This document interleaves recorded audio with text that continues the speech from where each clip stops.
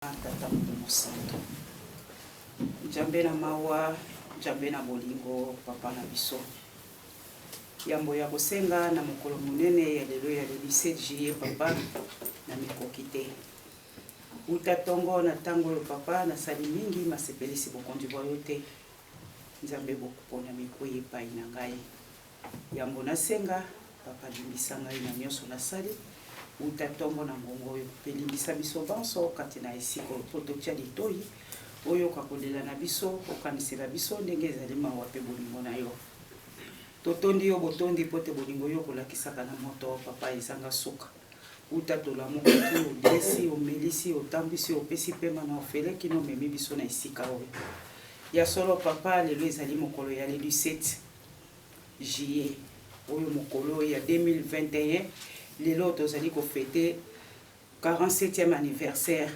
Uta yo ponaki ba jeune na yo papa pote ba matangomba pote ba zwa bizaleli yo ya kitoko oyo yo nzambo lingela kibango pona kopesa yo maboko na musalo yo tata Simoni Kimbangu oyaki na ngona kati na sena ntango.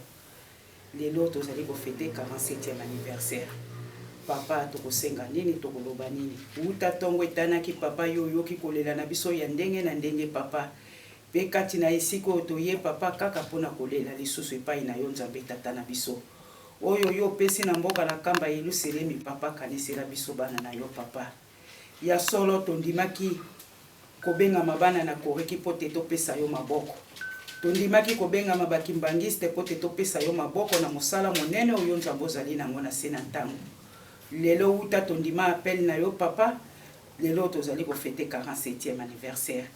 Etamboli na biso epeseli na biso maboko epai na yo tata molimo santo ezali lolenge nini lolenge to bandaki to lembi to ezali ndenge nini yango na papa soki tozali ya kolemba yo kaka nde na mokolo mwa lelo zongisa biso lisusu makasi biso banso bandimi na yo tokoka kozala na makasi pote topesa yo maboko pamba te toyaki kati na lingombo yo pona kopesa yo maboko pe kosalela yo nzambe kanisela biso bana na yo ndenge ezali mawa pe bolingo na yo na kombo na tata mwana molimo santo tokosengela maso amen. Oyo yako bikisa loposo lwindo lelo yo ekokisi mibukama tata Kimbangu oyaki mpona biso tango ekokisepelisa bana na yo bipai biso moto moindo ajali kino lelo pasi ekosilaka te ata na pasi ya bakoko bamonaki tata Kimbangu yokela biso mawa likambo oyo yako bikisa loposo lindo lelo yo ekokisi mibukama tata Kimbangu oyaki mpona biso tango ekokisepelisa bana na yo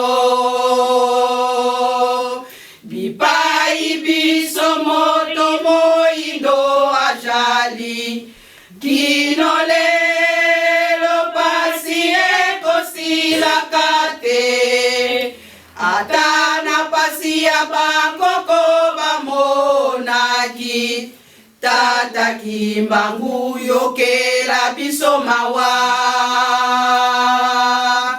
tata Kimbangu kyangani o lobini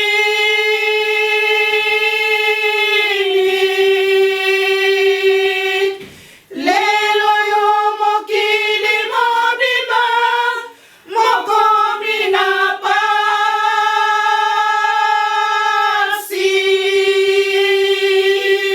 yeah.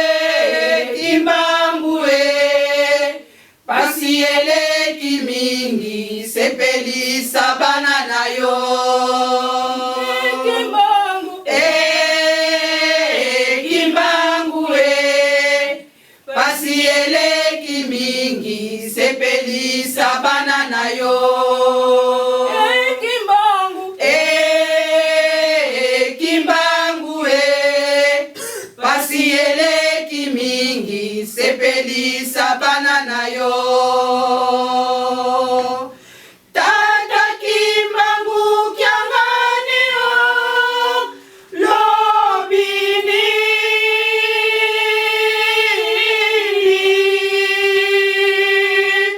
Lelo yo mokili mobimba mokomi na basi.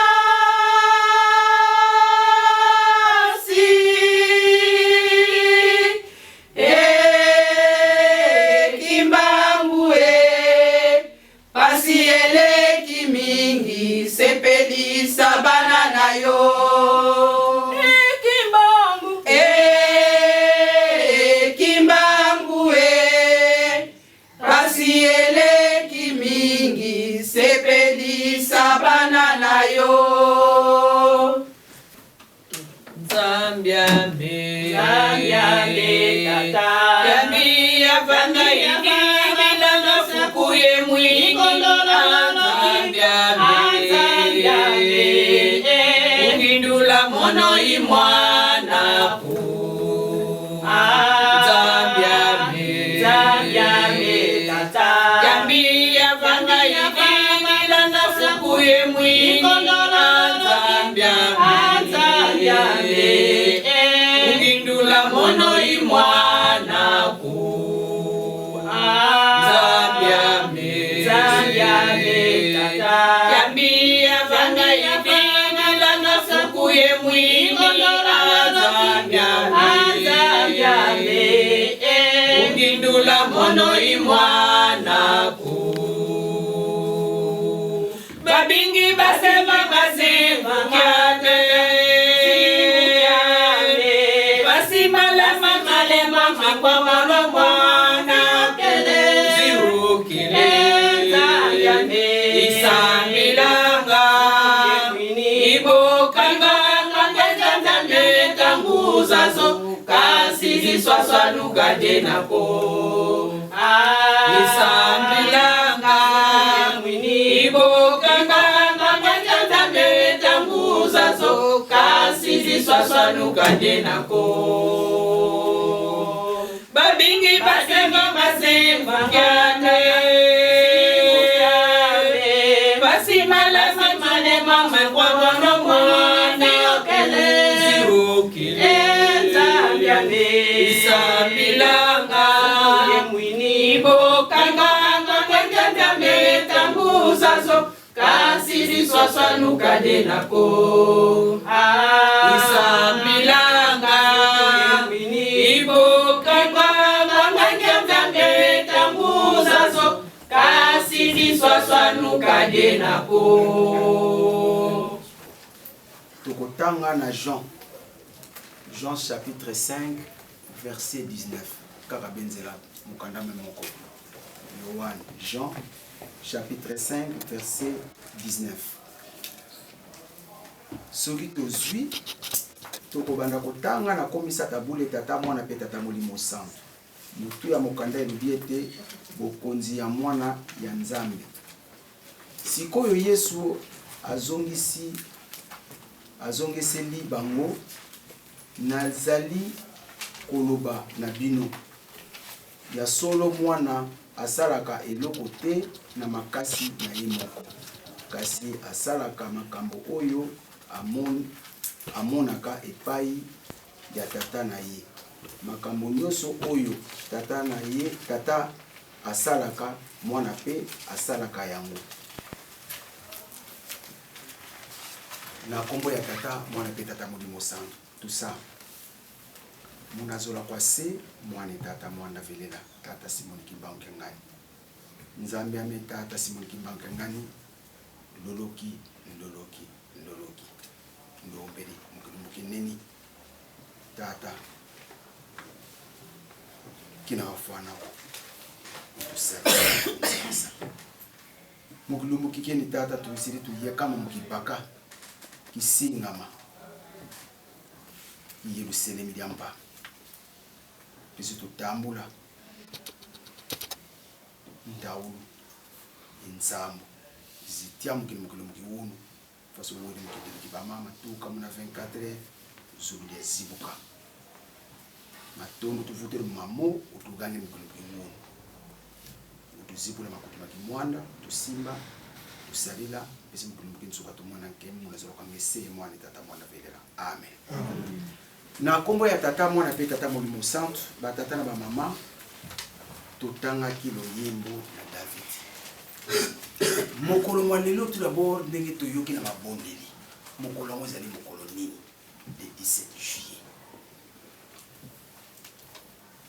ezali mokolo oyo bana ya liboso biso lelo tomonani batata na ntango tozalaki bilenge etamboli ezalaki ya burukutu batata na bamama bake kolela lipai na nzambe molimo santo ndenge na kontima Joseph yangani na mokolo mwa lelo nde nzambe azwaka décision ete bana tokende kosukwama po ete toluka mwa ete aussi ke programme na ye oyo asaleli mpo na kati na mokili to akurse yango mpo ete kosepela emonana yango nde ezali journée ya lelo epesamaki na bana ya des enfants kimbanguistes na mokuse to bakotia mo epesamaki koreki yango nzembo toyembi ete totangi balobi na biso ke tokumbisa yawe po ye azali malamu pamba te soki azalaki malamu te akokosalela biso likambo wana te to likambo oyo te tomonaka ta mokolo mwa lelo nzembo oyo balobi na biso ete bakimbangiste bokumbisa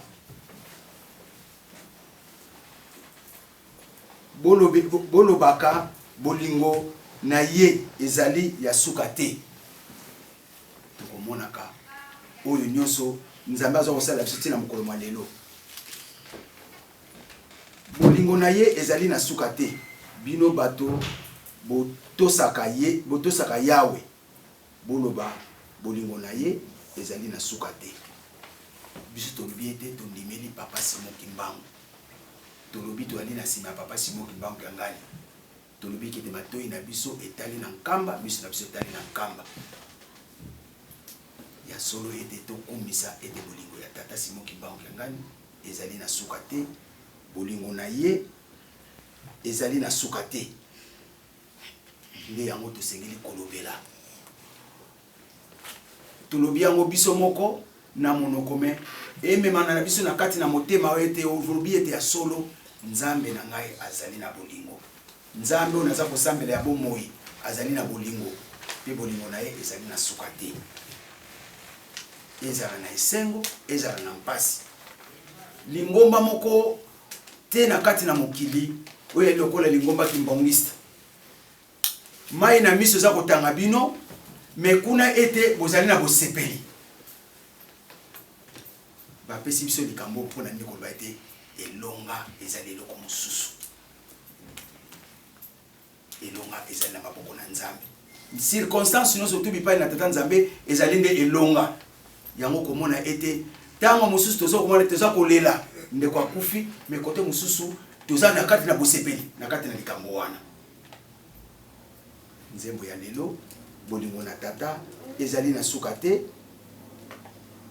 pe biso bakimbangiste tolobelaka bolingo na ye ezali na suka te wana elaki na ntina na nzembo na kati na mibeko oyo totangi na kati na mokana mwa tata nzambe nzembo elobi ete oyo ye moko apesaki arapelaki yango mosusu na kati ya mikolo tokoleka soki nabosani te ya 2 semaines 3 semaines passé na kati ya rencontre abi nzembo nini nga napesaka silwa nzambe mpe abengisaka bato baya koyemba bato na lingala bato na chiluba mpe na shwaili aponaki kaka minoko misato wana silwa nzambe balobi ke tosala mosala oyo na solo batata na bamama ntango oyo tokomi ntango oyo tozali tali moment oyo tozali kotraverse ezali ete biso bakimbangiste esengeli ete tosala mosala mwa tata nzambe na solo alobi na biso ete bonzoto ezala moke molimo ezwa place pamba te oyo ya bongiseli biso ekomi nde pene tala place ni kotia lokolo okanisi exode na yo okanisi les 12 préceptes na yo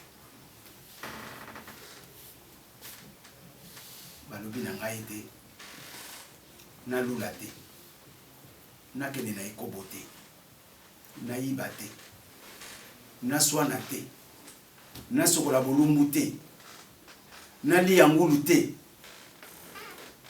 na exode na ba 12 préceptes na kati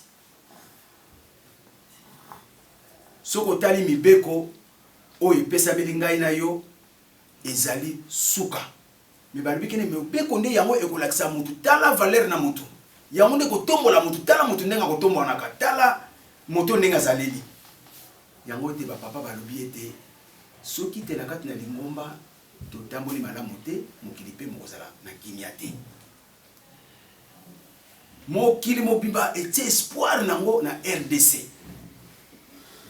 mais tobosana te ke Angola ezali mpe na Congo Brazzaville mais de part oyo ezokolukama na RDC po epermettre ke Angola azala injecté na Congo Brazzaville po ete ezwa na Afrique eye kotoma na kati na mokili RDC ememi poa na mokolo mwa lelo omona ete ba grande puissance baye babiki na biso toyo kosalisa bino po ete likambo oyo boye ekozwa esika totala lelo oyo natina na mobeko na mboka RDC po babengi justice ndenge ezali kotepa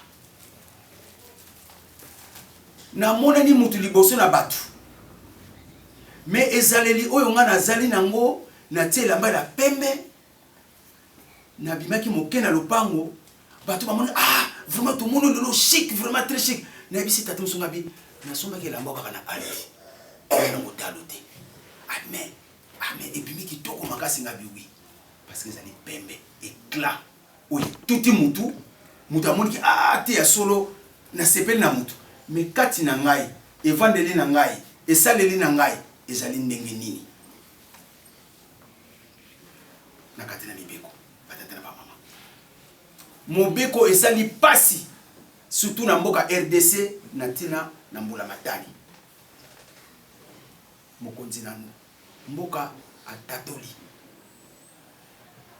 po ete likambo na nzambe mpona ezwa esika eza kosenga bato na makasi na bitumba ya maboko te me na bitumba ya molimo yango ete ngai na yo mwana papa Simoki Mbango balobi ke biso tokotambusa mokili soko tali mayo maza koleka na bamboka basi biso uti ezali nde mpasi batata na bamama bayekoli makasi bazwi lotomo ya kotambusa mboka bakolata kitoko me ezaleli ya nini ezali ya maboko milai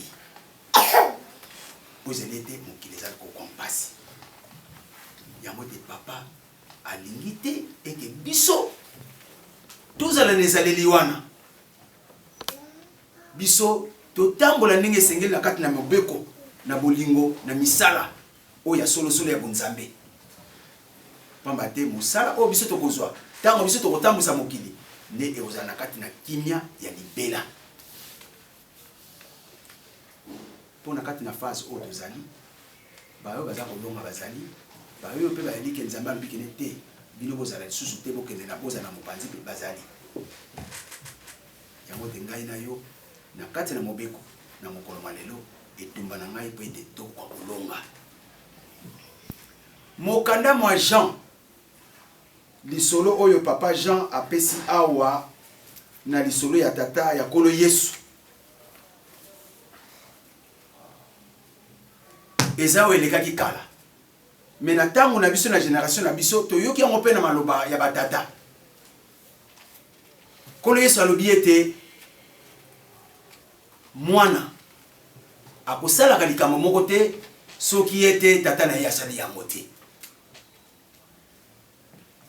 oyo nyonso to ya kosalaka oyo ali ete tata na ye akosalaka. Donc papa Diangenda alobela biso mbala na mbala. Alobi likambo wana soki papa nanga apesi linga nzela te moyena sala yango ezali te. Lelo oyo papa Simon Mbangangani aza koloba na biso ete toza kolanda nzela ya batata. Pe alege na biso ete tolanda ye aveuglement. Pe tosala oyo ye azali kosala. Soki atindi biso likambo wana te biso tosalela yango te. Pamba te batata na ba mama mokolo lelo le 17. Tango likambo ya mabondele bandaka elaka suka. Balobi ke to transmettre likambo tozi pa batata bipai na bana, pa ya bana na biso pe ko kitatie pa ya bana na biso. Ngana zaki na très jeune. Bato bakufaka na likati na likambo. Na l'air balobi ete bana basukwama. O bazaki lokola bakulutu ya basi na mibali bakendeki na lutendele bana basi na bisika bana mibali. Soki bokomi kuna ete obongami te ezalaki pasi.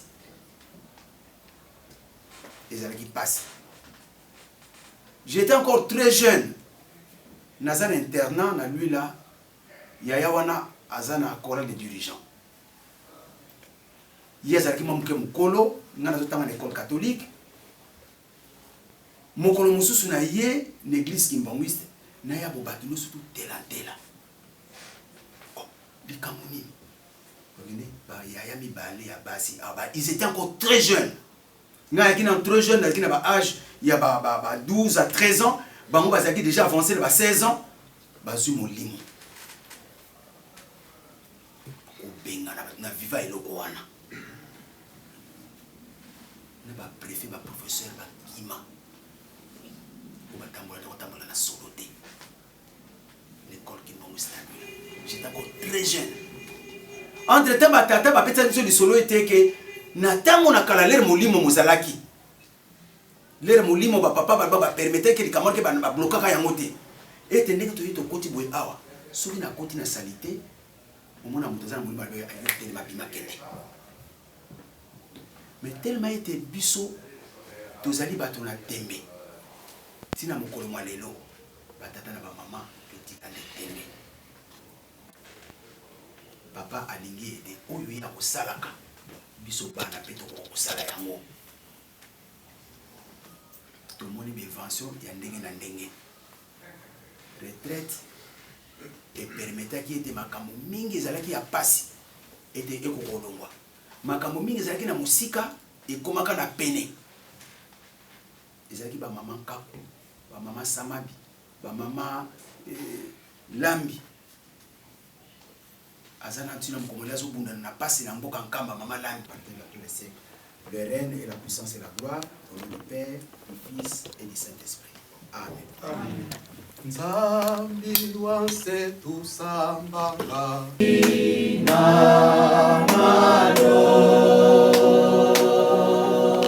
songelenda kwa tuanza